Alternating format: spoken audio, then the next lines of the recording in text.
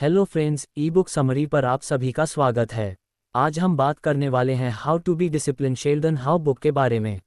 ठंडी सर्दियों की शाम थी। ऋतिक, जो कि दिल्ली के एक छोटे से फ्लैट में अकेला रहता था, अपनी जिंदगी से परेशान था। उसकी नौकरी बस ठीक ठाक चल रही थी, लेकिन अंदर से उसे लगता था कि वो अपनी जिंदगी में कुछ बड़ा नहीं कर रहा। अक्सर वो सोचता कि आखिर उसे चाहिए क्या। एक रात जब वो यूं ही बेड पर पड़ा मोबाइल स्क्रॉल कर रहा था, उसकी नज़र एक बुक रिव्यू पर पड़ी। किताब का नाम था हाउ टू बी डिसिप्लिन्ड और लेखक का नाम था शेल्डन हाउ। क्या फालतू टॉपिक है, उसने खुद से कहा, लेकिन अंदर कहीं उसे लगा कि शायद यही वो किताब है जिसकी उसे जरूरत है। उसने तुरंत किताब ऑनलाइन ऑर्डर कर दी। 3 दिन बाद किताब उसके हाथ में थी। ऋतिक ने सोचा, चलो देख ही लेते हैं, आखिर ये बुक इतनी पॉपुलर क्यों है। वो बुक लेकर अपने बालकनी में चला गया। ठंडी हवा चल रही थी और चाय का कप उसकी टेबल पर रखा था। उसने बुक खोली और पहला चैप्टर पढ़ना शुरू किया। पहले चैप्टर का नाम था सेट क्लियर गोल्स। किताब पढ़ते ही ऋतिक को ऐसा लगा जैसे कोई उसे आईना दिखा रहा हो। उसमें लिखा था, स्पष्ट और प्राप्त करने योग्य लक्ष्य स्थापित करना अनुशासन का मूलभूत है। Goals provide direction and motivation, making it easier to stay focused and measure progress.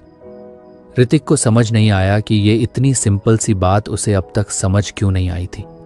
वो अक्सर बड़े बड़े सपने देखता था, एक दिन अपनी कंपनी शुरू करूंगा या डिजिटल मार्केटिंग में एक्सपर्ट बनूंगा, लेकिन कभी उसने अपने गोल्स को डिटेल में प्लान नहीं किया था। उसने किताब के अगले पैराग्राफ पर नजर डाली। वहां लिखा था, if you don't know where your going you'll never get there. इस एक लाइन ने उसे झकझोर दिया। सही बात है, उसने सोचा।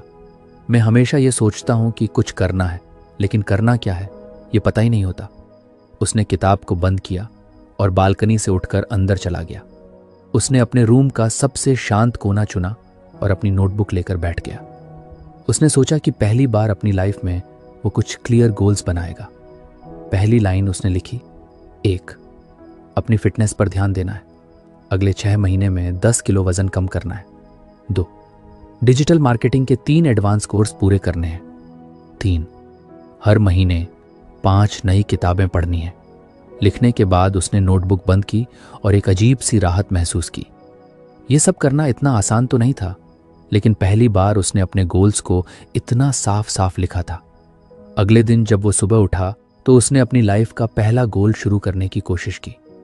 उसने अलार्म 6 बजे लगाया था, लेकिन जब अलार्म बजा तो उसने तुरंत स्नूज बटन दबा दिया। 5 मिनट और, उसने खुद से कहा।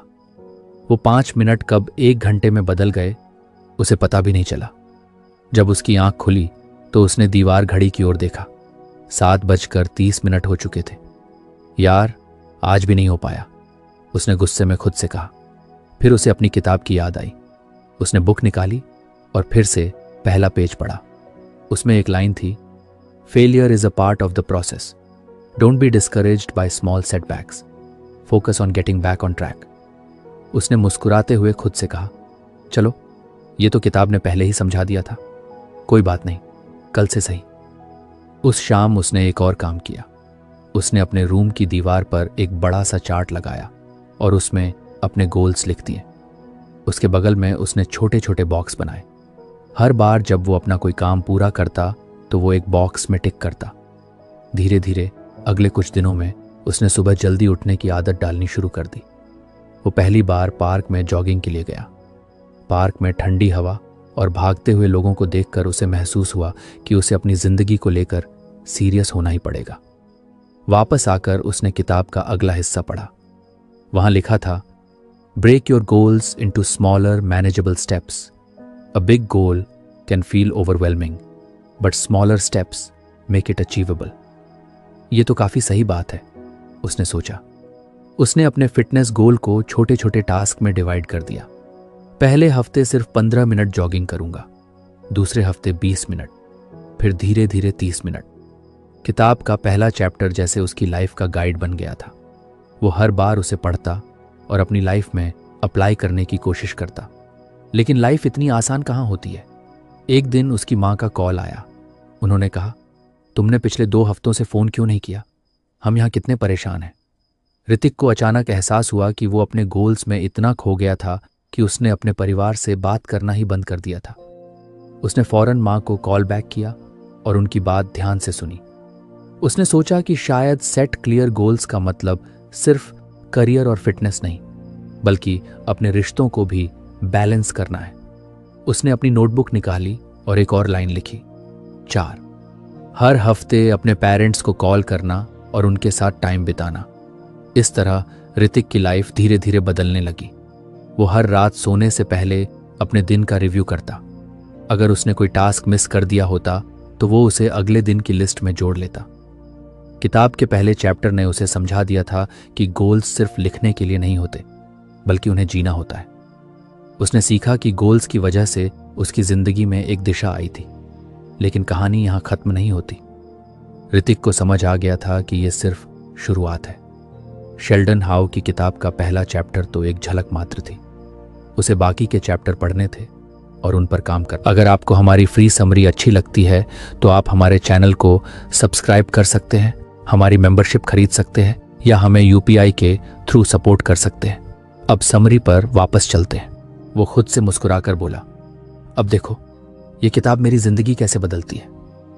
ऋतिक ने अगले कुछ दिनों में अपने पहले गोल्स पर अच्छा खासा काम कर लिया था। उसे लगा कि अब उसकी लाइफ धीरे धीरे पटरी पर आ रही है। उसके दीवार वाले चार्ट पर कई बॉक्स टिक हो चुके थे और हर टिक उसे एक नई एनर्जी देता था। उसने सोचा कि अब वक्त आ गया है किताब का अगला चैप्टर पढ़ने का। रात के खाने के बाद वो अपने फ्लैट के छोटे से कोने में बैठा। सामने उसकी किताब रखी थी। उसने कपड़े की बुकमार्क हटाई और अगला पेज पलटा। दूसरा लेसन था, डेवलप अ रूटीन। पढ़ते ही उसे लगा कि ये तो वही चीज है जो हमेशा उसकी सबसे बड़ी कमजोरी रही है। उसकी लाइफ इतनी बेतरतीब थी कि कोई भी चीज कभी प्लान के हिसाब से नहीं होती। कभी वो रात को देर तक जागता, कभी सुबह लेट उठता। वीकेंड्स तो पूरी तरह से यूं ही निकल जाते थे। किताब में लिखा था, creating a consistent daily routine helps in building habits that reinforce discipline. A structured schedule minimizes distractions and promotes productivity by allocating specific times for tasks. Hrithik ने किताब के हर शब्द को ध्यान से पढ़ा। उसे एहसास हुआ कि अगर वो सच में अपनी लाइफ में डिसिप्लिन लाना चाहता है तो उसे एक स्ट्रिक्ट रूटीन अपनाना पड़ेगा। उसने खुद से कहा, रूटीन बनाने का मतलब ये नहीं कि लाइफ बोरिंग हो जाएगी। इसका मतलब है कि मैं अपने टाइम का सही इस्तेमाल करना सीखूंगा। उसने तुरंत अपनी नोटबुक उठाई और लिखा, मेरा परफेक्ट रूटीन। 1, सुबह 6 बजे उठना। 2, 6:15 से 7 बजे तक एक्सरसाइज। 3, 7:30 तक ब्रेकफास्ट। 4, 8 बजे से 12 बजे तक वर्क टाइम। 5, 1 घंटे का लंच ब्रेक। 6, 1 बजे से 5 बजे तक फिर से काम। 7वीं शाम को 1 घंटा खुद के लिए, पढ़ाई, स्किल्स सीखने या रिफ्लेक्शन के लिए। 8वीं रात को 10 बजे तक सो जाना। रूटीन प्लान करना आसान था, लेकिन उसे फॉलो करना, वो ऋतिक को पता था कि यह सबसे मुश्किल पार्ट है। उसने सोचा, चलो कल से ट्राई करते हैं। अगली सुबह जब उसका अलार्म 6 बजे बजा तो उसे पहले दिन जैसा ही एहसास हुआ। उसने कुछ देर के लिए फिर से स्नूज बटन दबा दिया, लेकिन तभी उसे याद आया कि वो अब अपनी पुरानी आदतों पर नहीं लौट सकता। उसने झट से अलार्म बंद किया और बिस्तर से उठ खड़ा हुआ।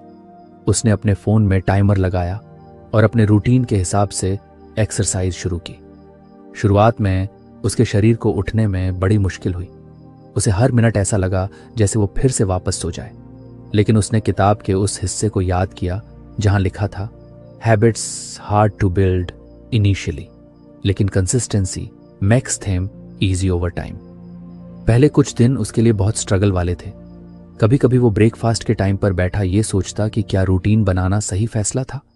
लेकिन जैसे जैसे दिन बीतने लगे वो रूटीन का मजा लेने लगा। रूटीन का सबसे अच्छा असर उसकी प्रोडक्टिविटी पर हुआ।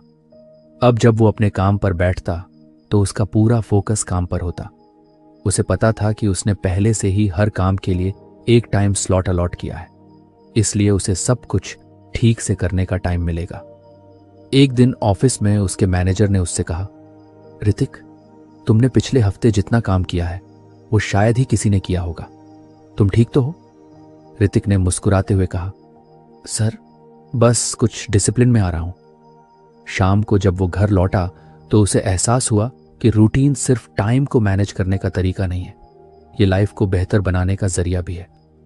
उसने अपने खाली वक्त में नई किताबें पढ़नी शुरू की। वो हर दिन रात को सोने से पहले अपनी दिनचर्या का रिव्यू करता। लेकिन लाइफ इतनी सीधी नहीं थी। एक रविवार को उसके दोस्त राहुल का फोन आया। भाई, आज मूवी देखने चल रहे हो? ऋतिक को कुछ कंफ्यूजन हुआ। मूवी का मतलब था कि उसका शाम का पढ़ाई का टाइम मिस हो जाएगा। लेकिन फिर उसने सोचा, रूटीन का मतलब ये नहीं कि मैं अपनी लाइफ को एंजॉय करना छोड़ दूं। कभी कभी ब्रेक लेना भी जरूरी है। उसने खुद से एक नई बात सीखी। रूटीन का मतलब स्ट्रिक्ट रूल्स नहीं, बल्कि बैलेंस है। अगले कुछ दिनों में उसने अपने रूटीन को और फ्लेक्सिबल बनाया। उसने अपने शेड्यूल में फ्री टाइम के स्लॉट भी जोड़े। ये वो वक्त था जब वो कुछ भी कर सकता था। फैमिली से बात, दोस्तों के साथ घूमना या सिर्फ आराम करना। किताब में एक और इंटरेस्टिंग लाइन थी, a rigid routine can sometimes feel like a burden, allow some flexibility to accommodate unexpected events. उसने महसूस किया कि रूटीन ने उसे एक बेहतर इंसान बना दिया है। उसकी लाइफ में अब एक स्ट्रक्चर था। पहले जहां वो हर काम लास्ट मिनट तक टालता था, अब वो समय पर अपने टास्क पूरे कर लेता था। लेकिन कहानी यहां खत्म नहीं होती। ऋतिक को एहसास हुआ कि रूटीन बनाने से उसका सफर शुरू हुआ है, लेकिन अभी उसे अपनी आदतों को और गहराई तक ले जाना है। किताब में अभी और लेसन्स बाकी थे। उसने खुद से वादा किया कि वो हर लेसन को पढ़ेगा, समझेगा और अपनी जिंदगी में उतारेगा। और इसी उम्मीद के साथ उसने अगले चैप्टर पर जाने के लिए किताब को धीरे से बंद कर दिया। कुछ हफ्ते बीत चुके थे और ऋतिक अपनी रूटीन को लेकर काफी सहज महसूस करने लगा था। अब सुबह जल्दी उठना, वर्कआउट करना और दिन को प्रोडक्टिव तरीके से बिताना उसकी आदत में शामिल हो चुका था। लेकिन जिंदगी हमेशा सरल रास्ते पर नहीं चलती। एक दिन ऑफिस के बाद वो थक कर घर आया और उसने सोचा कि कुछ आराम किया जाए। उसने टीवी चालू किया और सीरियल देखते देखते अनजाने में 3 घंटे बर्बाद कर दिए। जब रात को उसने दीवार पर लगे अपने चार्ट को देखा तो वो शर्मिंदगी महसूस कर उसने खुद से कहा, यार, इतना अच्छा चल रहा था सब कुछ और आज फिर से वही पुरानी आदतों पर लौट आया। उसी रात उसने किताब निकाली और अगले चैप्टर पर पहुंच गया। तीसरे लेसन का नाम था एम्ब्रेस सेल्फ कंट्रोल। किताब की पहली लाइन ने ही उसे अंदर तक झकझोर दिया। उसमें लिखा था, सेल्फ कंट्रोल आवश्यक है ताकि प्रलोभ और विचलन को दूर किया जा सके। Resisting short term pleasures in favour of long term goals is the foundation of disciplined living. Hrithik ने खुद से कहा, यही तो मेरी सबसे बड़ी प्रॉब्लम है। मैं हमेशा शॉर्ट टर्म प्लेजर के पीछे भागता हूं, चाहे वो घंटों सोशल मीडिया स्क्रॉल करना हो या कुछ भी ऐसा करना जो मेरे बड़े गोल्स के खिलाफ है। किताब में एक और इंटरेस्टिंग बात लिखी थी, distractions are everywhere and they often disguise themselves as harmless breaks.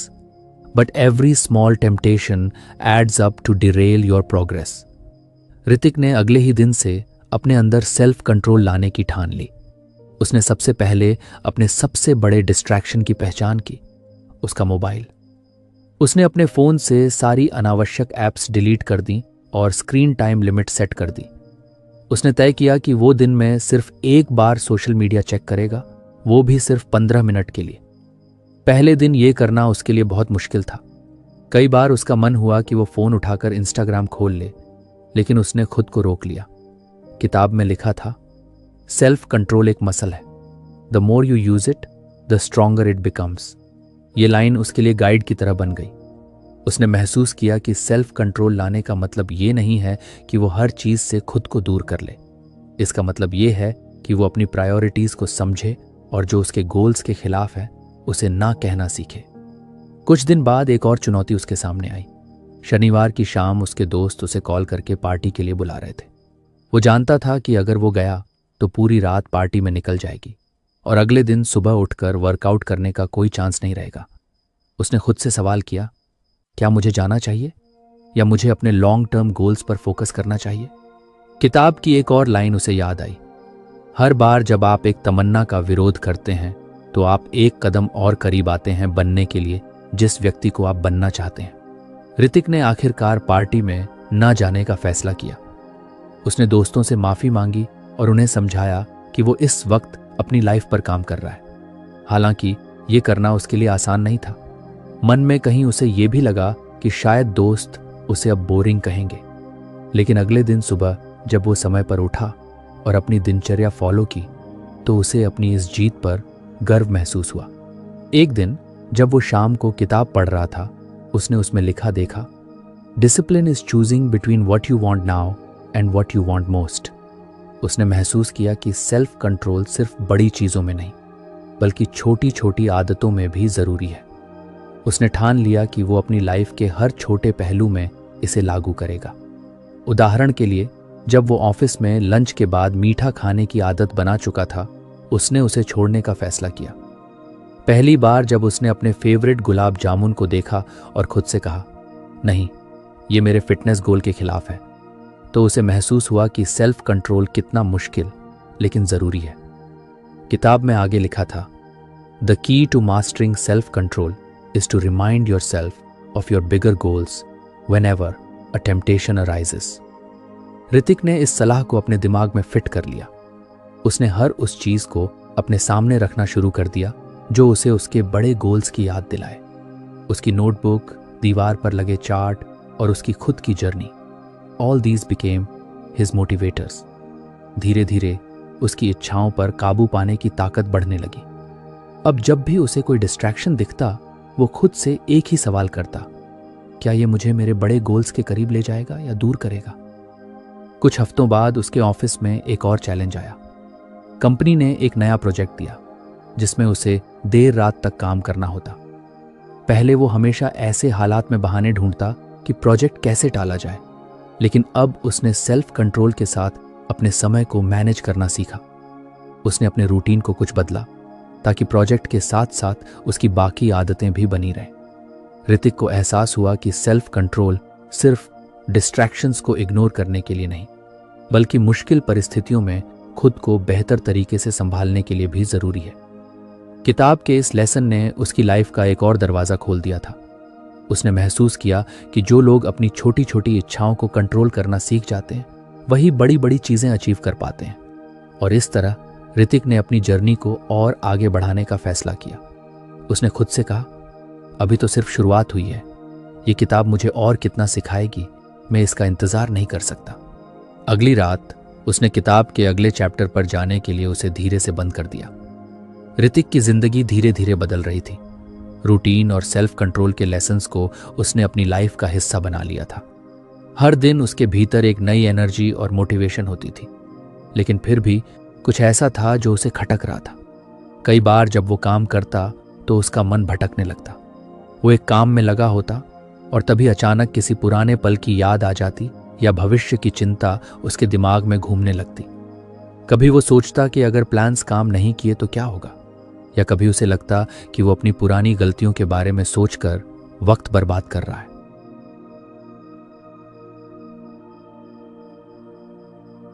एक दिन जब वो शाम को अपने फ्लैट की बालकनी में बैठा था तो उसने खुद से कहा, मैंने डिसिप्लिन और सेल्फ कंट्रोल पर तो काफी काम कर लिया है, लेकिन ये ध्यान क्यों भटकता रहता है। उसे लगा कि ये शायद अगला लेसन सीखने का सही वक्त है। उसने किताब निकाली और अगले चैप्टर पर पहुंचा। चौथे लेसन का नाम था प्रैक्टिस माइंडफुलनेस। किताब में लिखा था, माइंडफुलनेस मेंटेनिंग फोकस और रिड्यूसिंग एंग्जायटी में मदद करता है। By being present in the moment, individuals can better manage their thoughts and emotions, leading to improved decision making and productivity. Hrithik ने इस लेसन को पढ़ना शुरू किया और उसे महसूस हुआ कि ये उसकी जिंदगी की सबसे बड़ी परेशानी का जवाब हो सकता है। उसने सोचा, मैं अक्सर या तो अतीत में जीता हूं या भविष्य की चिंता में खो जाता हूं, लेकिन शायद मैं अभी के पल को जीने में असफल हूं। किताब में एक और लाइन थी जिसने उसका ध्यान खींचा। The mind is like a monkey, always jumping from one thought to another. Mindfulness helps you tame this monkey and bring it to the present moment. Hrithik ने तुरंत इस लेसन को अपनी जिंदगी में लागू करने का फैसला किया। अगली सुबह जब उसने अपना वर्कआउट खत्म किया तो उसने एक नई प्रैक्टिस शुरू की। उसने इंटरनेट पर देखा कि माइंडफुलनेस मेडिटेशन कैसे किया जाता है। उसने अपनी बालकनी में एक शांत जगह चुनी, आंखें बंद की और गहरी सांसें लेने लगा। पहले कुछ मिनटों तक उसका दिमाग हर दिशा में भागता रहा, कभी ऑफिस के काम की चिंता, कभी किसी पुराने झगड़े की याद, लेकिन उसने खुद से कहा, जो भी ख्याल आए उन्हें आने दो, लेकिन मैं अपनी सांस पर फोकस करूंगा। धीरे धीरे उसने महसूस किया कि उसके विचार धीमे हो रहे हैं। जैसे जैसे वो गहरी सांस लेता गया, उसका मन शांत होता गया। पहली बार उसे ऐसा लगा कि वो अपने दिमाग को कंट्रोल कर पा रहा है। किताब में लिखा था, माइंडफुलनेस न ही बंद करने के बारे में है, ये देखने के बारे में है कि वे बिना किसी निर्णय के देख रहे हैं और सौम्य ढंग से अपनी ध्यान को वापस प्रस्तुत कर रहे हैं। इस प्रैक्टिस को उसने अपनी डेली रूटीन का हिस्सा बना लिया। हर सुबह और रात को सोने से पहले वो 10 मिनट के लिए मेडिटेशन करता। इसका असर उसकी पूरी जिंदगी पर दिखने लगा। जब वो ऑफिस में काम करता तो अब उसका फोकस पहले से बेहतर था। अगर उसका ध्यान भटकता तो वो कुछ पल के लिए गहरी सांसें लेता और खुद को वापस काम पर फोकस करने के लिए तैयार करता। एक दिन ऑफिस में एक बड़ा प्रोजेक्ट मिला। टीम लीड ने सभी को बताया कि ये काम बहुत मुश्किल होगा और डेडलाइन भी कड़ी है। ऋतिक की टीम के लोग परेशान हो गए, लेकिन उसने खुद को शांत रखा। उसने अपनी माइंडफुलनेस प्रैक्टिस का इस्तेमाल किया। जब बाकी लोग घबराहट में इधर उधर बातें कर रहे थे, ऋतिक ने चुपचाप एक प्लान बनाया। उसने अपने हिस्से का काम छोटे छोटे हिस्सों में बांट लिया और हर दिन के लिए एक टास्क तय किया। उसकी शांत और व्यवस्थित अप्रोच देखकर टीम लीड ने उसकी तारीफ की। उसने किताब की एक और लाइन याद की, माइंडफुलनेस न केवल आपको दबाव के बीच शांत रहने में मदद करती है, बल्कि आपकी सोच को स्पष्ट करने और बेहतर निर्णय लेने में मदद करती है। माइंडफुलनेस का असर उसकी पर्सनल लाइफ पर भी हुआ। पहले जब वो दोस्तों के साथ होता तो अक्सर उसका ध्यान कहीं और होता था, लेकिन अब वो हर बातचीत में पूरी तरह मौजूद रहता। उसे एहसास हुआ कि जब आप अपने करीबी लोगों को अपना 100% ध्यान देते हैं तो रिश्ते भी मजबूत होते हैं। एक दिन उसने अपनी माँ को फोन किया। जब वो बात कर रही थी तो उसने खुद से वादा किया कि वो उनका हर शब्द ध्यान से सुनेगा। पहले जहां वो फोन पर सिर्फ हाँ ठीक है कहकर बात खत्म कर देता था, अब वो उनकी बातों पर प्रतिक्रिया देता और उनकी भावनाओं को समझने की कोशिश करता। माइंडफुलनेस का सबसे बड़ा असर उसकी चिंता और तनाव पर हुआ। पहले वो छोटी छोटी बातों पर परेशान हो जाता था, लेकिन अब जब भी उसे तनाव महसूस होता, वो गहरी सांस लेकर खुद को याद दिलाता, मैं इस पल में हूं, अभी जो है वही सच है, बाकी सब मेरे दिमाग का खेल है। किताब में एक और लाइन थी जिसे उसने अपने वर्क स्पेस की दीवार पर लिखकर लगा दिया, the present moment is the only place where life truly exists, learn to live in it. धीरे धीरे माइंडफुलनेस उसकी जिंदगी का हिस्सा बन गई। उसने महसूस किया कि इस एक प्रैक्टिस ने उसकी सोच, काम और रिश्तों में गहराई ला दी है। अब वो हर दिन को खुली आंखों और खुले दिल से जीता था। ऋतिक को समझ आ गया था कि माइंडफुलनेस सिर्फ मेडिटेशन तक सीमित नहीं है। ये हर उस पल में मौजूद हो सकता है जब आप खाना खा रहे हों, काम कर रहे हों या किसी से बात कर रहे हों। एक शाम जब वो बालकनी में बैठा था तो उसने आसमान की तरफ देखा। सूरज ढल रहा था और बादल हल्के नारंगी रंग के हो गए थे। उसने उस पल को पूरी तरह महसूस किया। पहले वो इन छोटी छोटी चीजों को नजरअंदाज कर देता था, लेकिन अब उसे एहसास हुआ कि यही पल जिंदगी को खूबसूरत बनाते हैं। किताब के इस लेसन ने उसकी सोच को बदल दिया था। उसने खुद से कहा, अगर मैं हर पल को ध्यान से जीना सीख जाऊं तो शायद जिंदगी की हर चुनौती आसान हो जाएगी। और इसी वादे के साथ उसने किताब को अगले चैप्टर के लिए बंद कर दिया। ऋतिक की लाइफ धीरे धीरे ट्रैक पर आ रही थी। माइंडफुलनेस, सेल्फ कंट्रोल और रूटीन की मदद से वो पहले से कहीं ज्यादा प्रोडक्टिव और शांत महसूस करने लगा था। लेकिन लाइफ हर वक्त एक जैसी नहीं रहती। कभी कभी सब कुछ सही करने ये उसकी पहली बड़ी जिम्मेदारी थी। उसने पूरी प्लानिंग कर रखी थी, हर छोटी डिटेल पर ध्यान दिया, अपने टीम मेंबर्स के साथ डिस्कशन किया और तय समय पर काम खत्म करने का पूरा भरोसा था। लेकिन जैसे जैसे डेडलाइन करीब आई, चीजें बिगड़ने लगीं। टीम के कुछ लोग अपनी डेडलाइन मिस करने लगे और ऋतिक का खुद का काम भी पीछे छूटने लगा। उसने जितनी मेहनत की उससे कई गुना ज्यादा दबाव महसूस किया। डेडलाइन के दिन प्रोजेक्ट अधूरा ही रह गया। उसके मैनेजर ने उसे अपने केबिन में बुलाया और नाराजगी जताई। ऋतिक को खुद पर बहुत गुस्सा आया। उसने सोचा, मैंने इतनी मेहनत की फिर भी असफल हो गया, शायद मैं इस काम के लिए बना ही नहीं हूं। उस शाम वो घर आकर बालकनी में बैठा। ऐसा लग रहा था जैसे सारी मेहनत बेकार हो गई हो। उसने किताब को उठाया और अगले चैप्टर पर गया। 5वें लेसन का नाम था लर्न फ्रॉम फेलियर्स। पहली ही लाइन ने ऋतिक को सोचने पर मजबूर कर दिया। Failure is not the end, it's a stepping stone to success. Discipline involves learning from setbacks rather than being discouraged by them. किताब आगे कहती थी, हर असफलता एक सबक ले जाती है। It's up to you to find it and use it to grow stronger. Hrithik ने किताब को एक पल के लिए बंद किया और सोचा, क्या मैं अपनी असफलता से सीख सकता हूं? क्या यह वाकई एक मौका है खुद को बेहतर बनाने का? अगले कुछ दिनों तक उसने अपने प्रोजेक्ट पर ध्यान से रिव्यू किया। उसने सोचा कि क्या क्या गलत हुआ था। उसने पाया कि उसने कुछ छोटी छोटी गलतियों पर ध्यान नहीं दिया था। उदाहरण के लिए, टीम के साथ नियमित चेक इन करना भूल गया था और कई बार खुद ही काम संभालने की कोशिश की, बजाय इसे सही तरीके से डेलीगेट करने के। किताब में लिखा था, failures often happen because of overlooked details. Reflect on your mistakes, not to blame yourself but to improve. Hrithik ने अपनी गलतियों को स्वीकार किया। उसने खुद से वादा किया कि अगली बार वो बेहतर तरीके से तैयारी करेगा, लेकिन साथ ही उसने खुद को याद दिलाया कि एक प्रोजेक्ट में फेल होना उसकी पूरी काबिलियत पर सवाल नहीं उठाता। उसने खुद को मोटिवेट करने के लिए किताब में लिखी एक और लाइन दोहराई, failure is a detour, not a dead end. It's a chance to refine your strategy and come back stronger. अगले हफ्ते ऑफिस में एक और प्रोजेक्ट आया। ऋतिक ने तुरंत अपनी गलतियों से सीखी बातों को लागू करना शुरू कर दिया। उसने टीम के साथ बेहतर कम्युनिकेशन बनाए रखा और हर छोटे मोटे प्रॉब्लम को शुरुआत में ही सुलझा लिया। धीरे धीरे उसे एहसास हुआ कि असफलता से डरने के बजाय उसे इसे एक चुनौती के रूप में देखना चाहिए। उसने महसूस किया कि हर असफलता के पीछे एक सीख छिपी होती है। एक और घटना ने उसे इस लेसन को और गहराई से समझने का मौका दिया।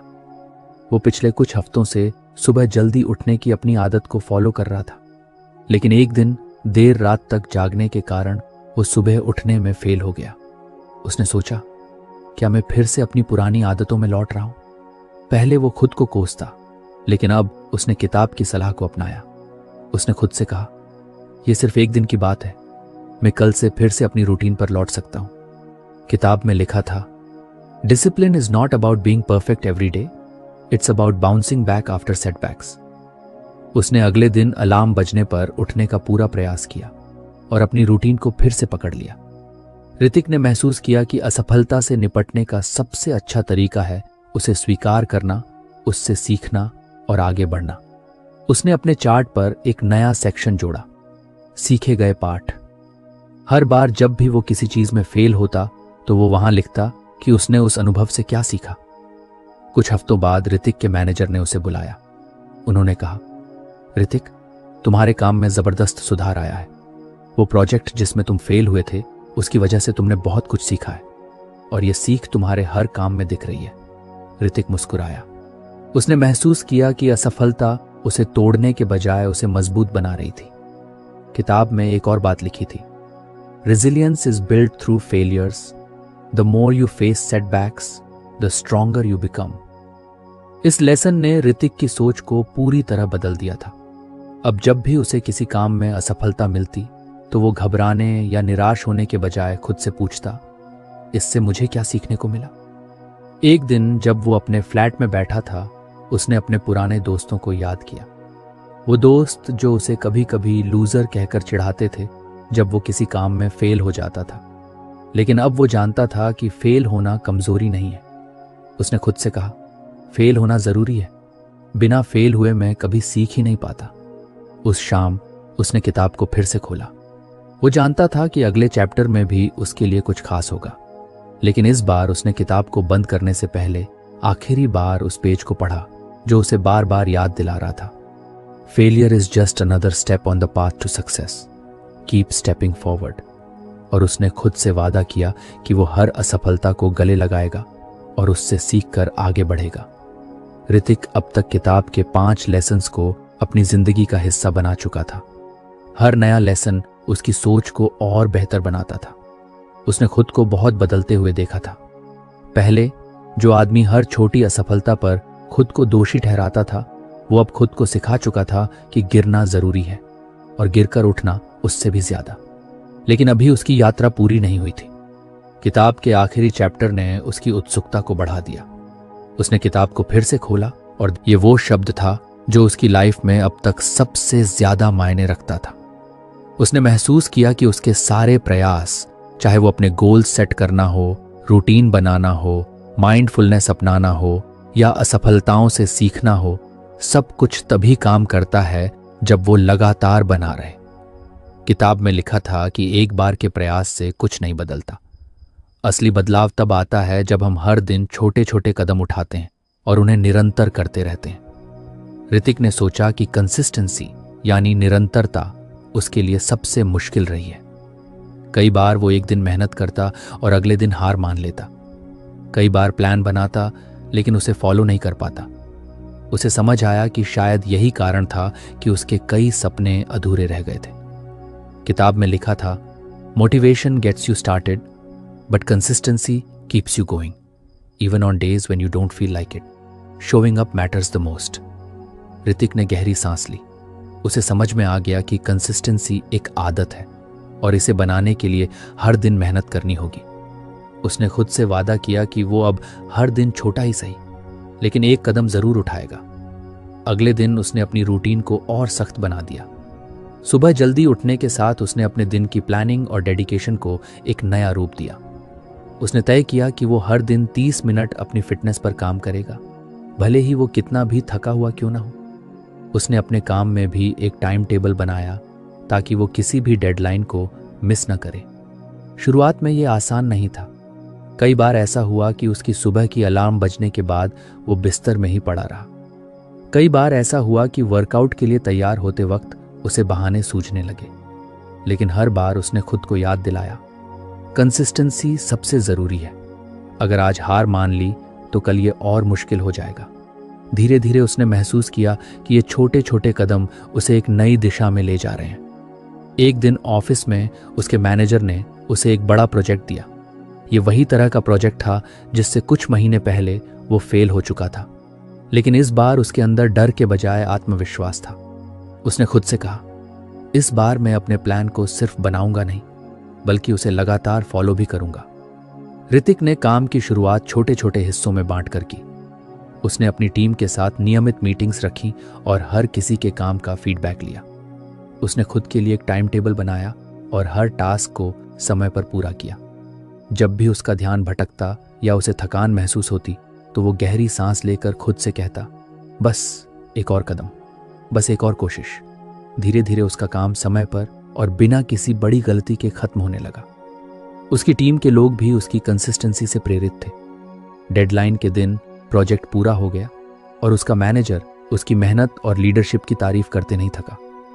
ऋतिक को एहसास हुआ कि कंसिस्टेंसी का असर सिर्फ उसके काम तक सीमित नहीं था, ये उसके हर पहलू में झलकने लगा। उसने अपनी फिटनेस पर भी इसी तरह काम करना जारी रखा। पहले जहां वो सिर्फ कुछ दिनों तक एक्सरसाइज करता था और फिर छोड़ देता था, अब वो हर दिन 30 मिनट खुद को समर्पित करता। उसका शरीर और मन दोनों पहले से ज्यादा मजबूत और ऊर्जावान महसूस करने लगे। ऋतिक ने देखा कि कंसिस्टेंसी सिर्फ बड़ी बड़ी चीजों में नहीं बल्कि छोटी छोटी आदतों में भी असर डालती है। उसने ये भी तय किया कि हर रात सोने से पहले वो किताब पढ़ेगा, भले ही सिर्फ एक पन्ना क्यों ना हो। एक दिन जब वो अपने पुराने दोस्तों से मिलने गया तो उन्होंने कहा, तू बहुत बदल गया है ऋतिक। पहले तुझे हर छोटी बात पर चिंता होती थी और अब लगता है जैसे तुझे सब कुछ संभालना आता है। ऋतिक ने मुस्कुराते हुए कहा, यह बदलाव धीरे धीरे हुआ है। मैंने बस हर दिन छोटा सा कदम उठाया और कंसिस्टेंसी बनाए रखी। उसने अपने दोस्तों को किताब के लेसन्स के बारे में बताया। उसने कहा, कंसिस्टेंसी का मतलब है कि तुम हर दिन अपने आप से एक वादा निभाओ। ये जरूरी नहीं कि तुम हर दिन परफेक्ट रहो, बस जरूरी है कि तुम हर दिन कोशिश करते रहो। उस रात जब वो घर लौटा तो उसने किताब का आखिरी पन्ना पढ़ा।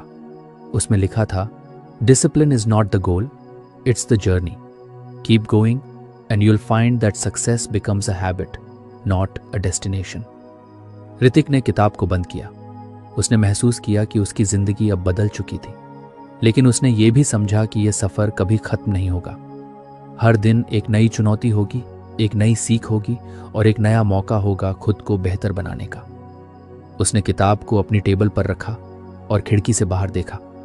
चांद की रोशनी उसके कमरे को हल्का सा रोशन कर रही थी। उसने गहरी सांस ली और खुद से वादा किया कि वो इस सफर को कभी नहीं छोड़ेगा, क्योंकि अब उसे पता था कि असली खुशी किसी मंजिल तक पहुंचने में नहीं, बल्कि उस सफर को पूरी ईमानदारी और मेहनत से जीने में है। और यहीं से ऋतिक की कहानी खत्म नहीं हुई, ये तो बस एक नई शुरुआत थी। तो फ्रेंड्स, ये थी हमारी आज की बुक समरी। आपको कैसी लगी कमेंट करके ज़रूर बताएं और धन्यवाद आपका समरी एंड तक सुनने के लिए।